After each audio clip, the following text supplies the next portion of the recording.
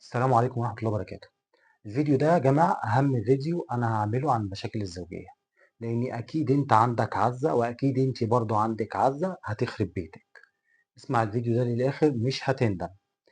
تمام، أنا كنت عملت فيديو قبل كده عن المشاكل الزوجية والجواز في بيت عيلة، فكان في تعليق جالي وأنا وعدت إن أنا هرد عليه. مش عارف واضح ولا لأ عندكم. أنا وعدت إن أنا هرد على التعليق ده وهقرا لكم التعليق دلوقتي، بس هنرد عليه في الآخر لما نحكي القصة اللي فيها إيه عزة دي. تمام. هي التعليق اللي جالي على الفيديو اللي فات من أخت محترمة بيقول: يمكن يكون عندك حق، بس أنا عن تجربة حصلت معايا مشاكل. كان الفيديو عن المشاكل الزوجية اللي لما بيتدخل فيها الأهل. تمام. فاسمعوا التعليق. هي بتعلق يعني: يمكن يكون عندك حق، بس أنا عن تجربة حصلت معايا مشاكل مع جوزي ودخل فيها أمي وإخواتي، بس هو ساب البيت ومشي ومحدش عارف ليه طريق، وسايبني ومعايا طفلين ومش بيصرف عليهم ولا حتى بيسأل عليهم، وخد مني كل حاجة تقول إيه عليه. تمام. فرحت أنا سائل الأخت، يعني هي هنا كانت قايلة خد مني كل حاجة، رحت أنا سائلها: طب هو خد يعني خد عفشك وباعه وهو مشي ولا إيه؟ فقالت لي ما أظنش، ردت ما أظنش هتفرق كتير. فمش عارف يعني، هو السؤال بسيط أه أو لأ. تمام. المهم هي ردها عليا: ما اظنش هتفرق كتير، ساب عفشه ولا بيته، المهم انه ساب لحمه ودمه ومش بيسأل، وانت بتسأل على عفش وشقة حضرتك. آه. والرد التاني على نفسها: وانا والله برضو مش فاهمة تفرق في ايه ساب تفرق في ايه راجل ساب مراته وولاده ومش بيسأل عليهم؟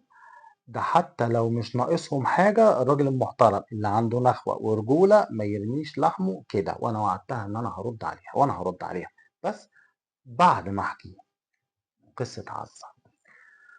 عزة دي في كل بيت، جارتك قريبتك، جارتك قريبتك. عزة دي احكي قصة فيها عزة خربت البيت عشان تبقى عبرة وكله يحرص من عزة اللي عنده.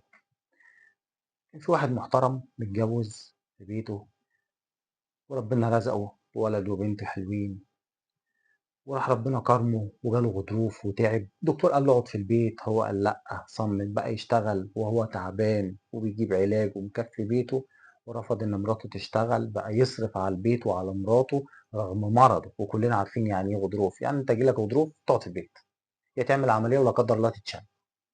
تمام. والست الاصيله بتطلع بتشتغل وبتساعد جوزها، بس هو رفض حتى ان ده يحصل وكمل. وبقى احيانا القصه دي يا جماعه حقيقيه، احيانا بقى يوفر من علاجه من الدواء عشان يجيب حاجة البيت، يجي على نفسه وعلى تعبه عشان البيت يفضل مستور. ففجأة طبعا كان بيت حماته جنب بيته بالظبط، فواحدة اسمها عزة سكنت في وش حماته، في الشقة اللي في وش حماته. فمراته كانت بتنزل كل يوم تقعد مع عمها وهو في الشغل، فده مش عيب. فهو شاف الست دي، يعني كان نازل عند حماته مرة فشاف الست دي، فهو عارف ان مراته ما عندهاش شخصية، يعني بتلقط بسرعة، بتتعلم من دي وتقلدها وتتعلم من دي وتقلدها عشان هي ما عندهاش شخصية وكده يعني. وهو كان راضي وعايش يعني. المهم فشاف البني آدمة دي فقال لمراته، نصحها قدام أبوها وأمها، قال لها ما تقعديش مع الست دي تاني. لا، الست ألفاظ وشكلا مش لطيف، مش تمام، بتقول ألفاظ وحشة، طريقتها بتتكلم كأنها راجل، مستقوية على الدنيا قوي. فدي ست يعني ما تعمرش البيت وكده، فخاف لمراته تلقط. فنصح مراته قدام ابوها وامها وقال لها ما تقعديش مع الست دي تاني ولا تتكلمي معاها، ولو نزلتي عند امك ولقيتيها هنا اطلعي بيتك ما تنزليش. وابوها ايده وامها ايدته. المهم بدأت مراته تقعد مع الست دي برضه وتلقط منها كلام. بعد شهر من الكلام ده لقى مراته شتمت بنته شتيمة بعد 8 سنين جواز. أول مرة يسمع مراته يشتم بنته الشتيمة دي. شتيمة ما تتقالش غير لواحدة مش محترمة، واحدة شمال، تتقال لبنت عندها 6 سنين. فهو طبعا لا اتربى على كده ولا شاف كده. فالمهم خد اتصل بأهلها قال لهم بنتكم شتمت بنتي قالت كذا. أهلها راحت، أمها جت خدتها وراحت إيه قال لها خليها عندكم. المهم فضلت عندهم، بعد اسبوع رجعت، المفروض ما ترجعش في الحاله دي، قال لها تبوس على دماغ جوزها وتعتذر لبنتها اللي غلطت في حقها وكده. رجعت ولا كأن في حاجه حصلت. بعدها بفتره مشكله بسيطه بينها وبين جوزها، راحت واقفه قدام جوزها وراحت قايله له لفظ. قالت له ايه؟ قالت له ده انت ما فاكش زقه، اللي هو بتعايره يعني بان هو مريض وظروف وهو شقيان عليها وكده. فقالت له ده انت ما فاكش زقه. فاي راجل حتى اللي حط قانون ان هو يعاقب الراجل لو ضرب مراته في اللحظه دي كان هيضرب مراته. المهم ضربها. ترفع سماعه التليفون، تتصل بمين؟ بابوها؟ لا. بامها؟ لا. باخوها؟ باختها؟ بعمها؟ بخالتها؟ لا. تتصل بمين؟ بعزة. تعالي لي. طب انت جايبه دي لجوزك تعمل يعني ايه يعني؟ مالك دماغك انها تقدر تعمل ايه مع جوزك؟ يعني لو كلمك اتصلي بيا، لو كلمك قولي لي. طب انت هتيجي تعملي لها ايه؟ مش فاهم. المهم جت عزة دي وقعدت زي رجل الكرسي.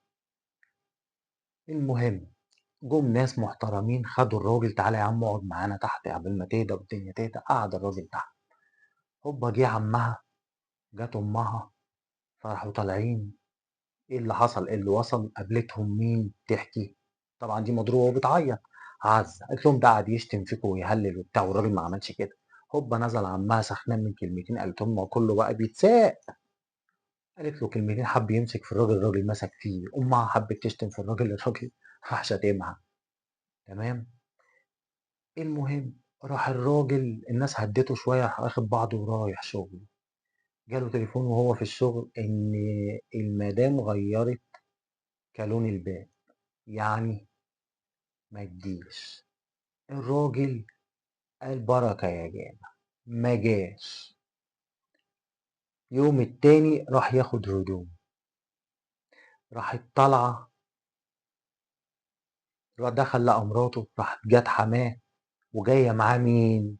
عزة. مش عارف عزة ايه اللي داخلة في كل حاجة في عيلتهم دي، مش فاهم. المهم جت عزة دي وشوشت في ودن الراجل، لا مضيه على وصل أمانة. الراجل قال وصل أمانة.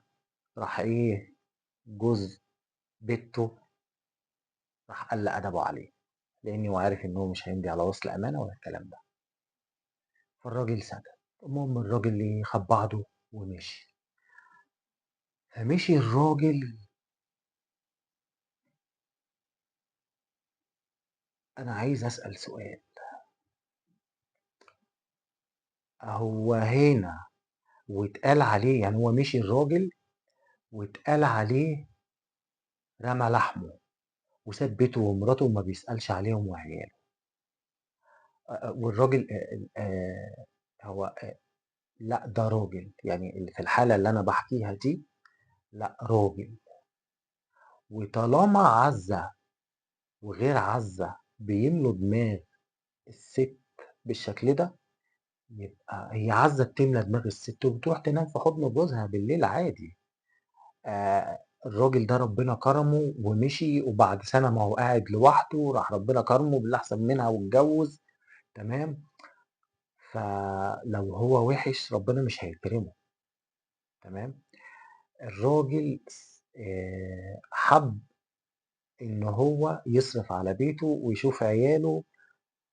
آه، فلقاهم عاملين جريت في محاكم وعملت قضايا وبتاع خلاص اهلا اهلا ومرحبا بيكي اجري في المحاكم. يعني هو حب ما يمشي في السكه فلقى لا هم ماشيين اوريدي واخدين مشوا في سكه المحكمه وجريت في المحاكم وماشيه مع عزه وعزه ممشياها، لا ده انا اجيبهولك راكع، ده انا هعمل ولا.